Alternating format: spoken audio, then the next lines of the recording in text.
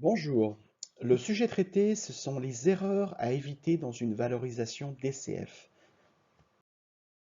Alors, qu'est-ce que c'est déjà qu'une valorisation DCF? C'est une valorisation fondamentale. C'est une des trois approches parmi l'approche patrimoniale, l'approche fondamentale et l'approche comparative.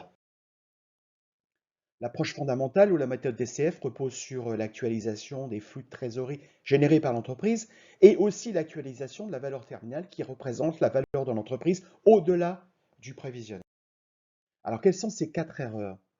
Alors, la première, le prévisionnel biaisé, c'est-à-dire qu'on va en général surestimer les ventes et sous-estimer les coûts.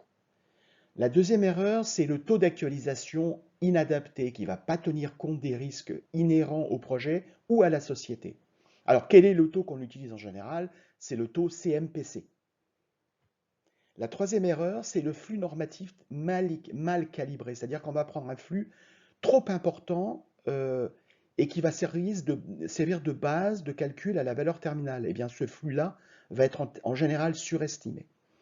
La quatrième erreur, c'est le taux de croissance G mal estimé. Donc, c'est la croissance des flux de trésorerie au-delà du prévisionnel jusqu'à l'infini. Eh bien, on va avoir tendance à prendre un taux G trop important, alors qu'il faut tenir compte de la situation spécifique de l'entreprise. Est-ce qu'on va faire face à une période de déclin des flux, une période de progression des flux moins importante que pour le prévisionnel, mais quand même importante? Ou est-ce on va considérer que l'entreprise a atteint sa maturité et donc on va adopter un taux entre 1 et 2%?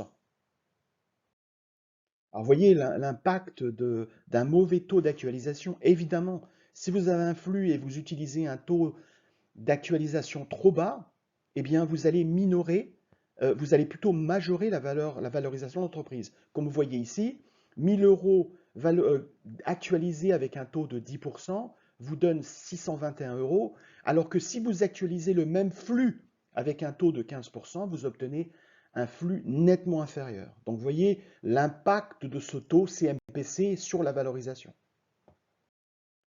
Eh bien, pour répondre à toutes ces questions, je vous invite à consulter mon livre Les bases de l'évaluation d'une PME, théorie et cas pratiques corrigés, que vous trouverez sur Amazon.